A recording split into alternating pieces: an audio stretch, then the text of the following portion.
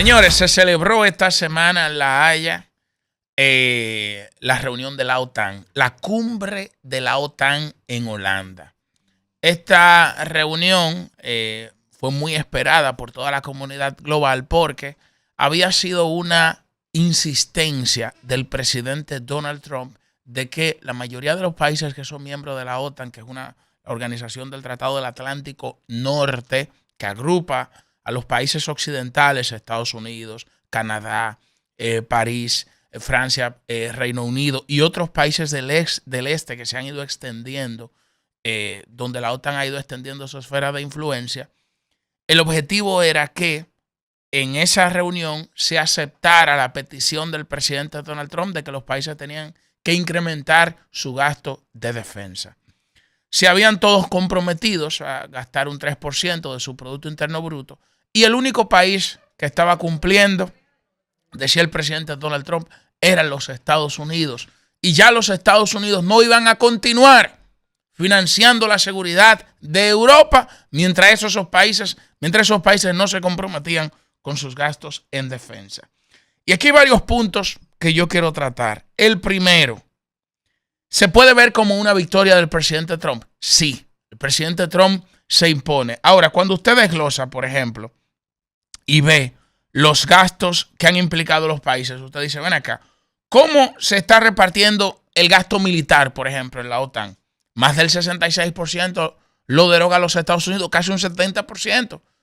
Y por eso es verdad que fue una victoria de Donald Trump. Pero también es verdad que el presidente Donald Trump y que los Estados Unidos está asumiendo la principal carga en términos cuantitativos de recursos de la defensa en Europa.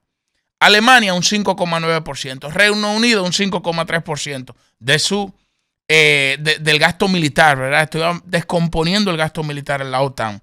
Pero para no meterme debajo de la pata del caballo con números y hacer el comentario, ¿verdad?, mucho más dinámico, habría que preguntarse qué implica que el presidente Donald Trump haya insistido y que los países tengan que incrementar sus gastos en defensa. Esa pregunta se responde fácil. Investigue quiénes son los principales clientes de la OTAN, es decir, los países que producen armas tecnológicas, todas esas armas y esos drones que utilizan, por ejemplo, Ucrania o los países occidentales en Ucrania. ¿Quiénes son quienes las están fabricando? Son empresas norteamericanas que están asociadas también con otros países de Europa, pero que son los principales clientes y los principales beneficiarios de que la OTAN ahora destine más recursos en seguridad y defensa. Ahora hay varias cosas. Por ejemplo, esta entidad se crea después de la Segunda Guerra Mundial, porque ustedes saben que tanto Rusia o la Unión de Repúblicas Socialistas Soviéticas participa en la coalición occidental de los aliados para derrocar a Hitler, al nacionalsocialismo, ¿verdad? Y cuando se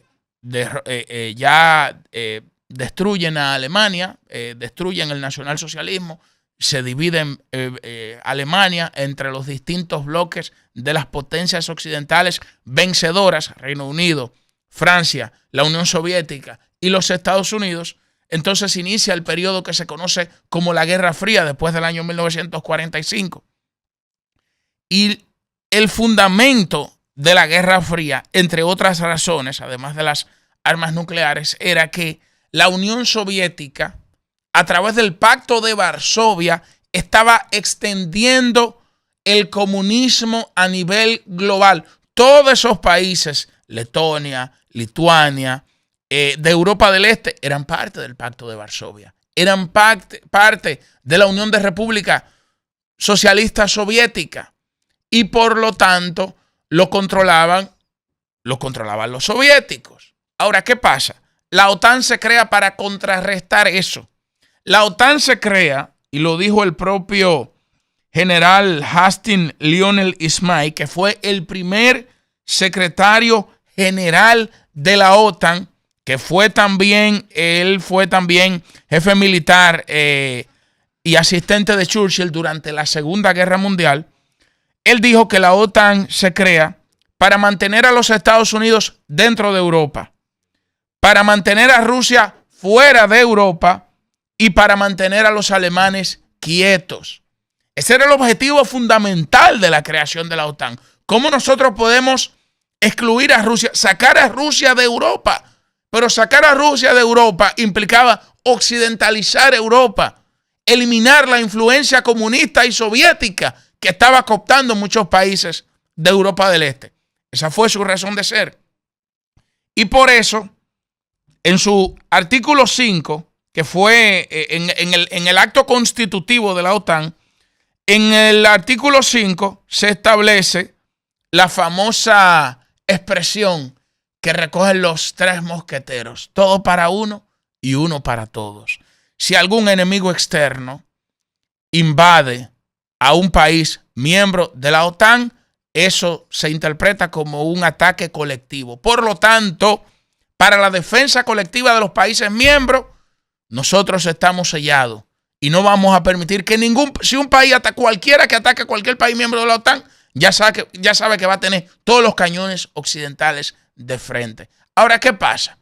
Que en ese mismo acto constitutivo de la OTAN se establece que la OTAN no podía expandir su esfera de influencia hacia los países del este, que eran antiguas repúblicas soviéticas. Se supone que la OTAN tenía que mantenerse fuera de Ucrania. Se supone que la OTAN tenía que mantenerse fuera de Polonia. Se supone que la OTAN tenía que mantenerse fuera de Lituania. Se supone que la OTAN tenía que mantenerse fuera de Estonia. Pero la OTAN no respetó esa línea constitutiva de su razón de ser y comenzó a expandir su esfera de influencia.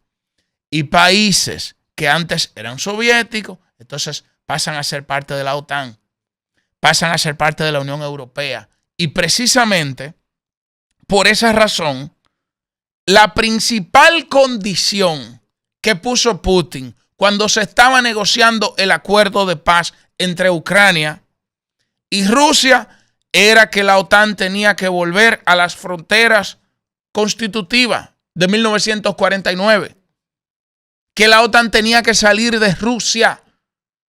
Y esto, por supuesto, que no iba a suceder porque implica una disminución de la esfera de influencia occidental en Europa. Entonces, ahí es que radica el fundamento de esta situación que se está debatiendo ahora a nivel global y de los aspectos, ¿verdad?, que implican la OTAN. Ahora, ¿qué representa para los países de Europa occidental, sobre todo para España, por ejemplo, incrementar los gastos de defensa? Eso es llevar de 20 mil millones de dólares que se están invirtiendo ahora a casi 60 mil, porque tienen que llevarlo. España está invirtiendo en 2,1. Tendría que llevarlo al 3,5 y luego el 1,5 que se aprobó, es decir, a un 5%. Ahora, implicaría buscar más de 40 mil millones de dólares. ¿Pero a costa de qué? De sacrificar el Estado social, de tener que hacer recortes en educación, de tener que hacer recortes en salud, de tener que hacer recortes en aspectos fundamentales que ustedes saben lo que implicaría, porque Europa tiene un sistema, por ejemplo, España tiene un sistema parlamentario. Entonces Pedro Sánchez tiene que someter en el parlamento de su país: miren, señores, yo quiero recortar ahora un 1% de educación porque eso lo voy a distribuir, lo voy a gastar en defensa. Eso lógicamente que implicaría cavar su propia tumba política. Y por eso él se resiste a incrementar el gasto de defensa. Los otros países se comprometieron. Alemania se comprometió. ¿Cómo lo ejecutará? Eso no se sabe. Eso no se sabe porque estamos hablando de que la gente se está quejando por el incremento de los precios de los alimentos, se está quejando por el incremento de los precios de la energía, se está quejando precisamente por los recortes del estado del bienestar. Entonces ahora se comprometieron a recortar más el estado del bienestar para destinarlo en seguridad y defensa. Eso en la práctica será muy complicado que pueda materializarse, pero, y ya con esto termino, lo que me preocupa es que el presidente Donald Trump no está respetando, por su estilo, diríamos, propio, ¿verdad?, de manejarlo todo como si fuera un reality show, no está respetando ni siquiera la filosofía de las propias instituciones. Porque él dijo, a él le preguntaron si los países no cumplen con el 5% de gastos de defensa en la OTAN, ¿usted respetaría el acuerdo 5 constitutivo de que si se invade uno, se invade a todos? Él dijo, bueno, depende de la definición del acuerdo, porque cada quien tiene su definición. Por lo tanto, lo que implica que no hay un compromiso serio de los Estados Unidos. Ahora, ¿cómo se traduce esto en la práctica, señores? La guerra de Ucrania va para largo. La guerra de Ucrania va para largo, porque fíjense que en vez de apostar por una paz y que pueda, diríamos, garantizar, ¿verdad?, que algún acuerdo con Putin, algún acuerdo con Rusia que lleve paz a Ucrania, aquí lo que se está apostando es a fortalecer militarmente una entidad que no va a ceder ni un ápice su esfera de influencia. Entonces, la guerra de Ucrania va a seguir para largo. ¿Cuándo eso se va a acabar? No se sabe. No sabemos cómo se va a acabar, cómo terminar la guerra de Ucrania, ni las repercusiones que continuará teniendo para todo el mundo.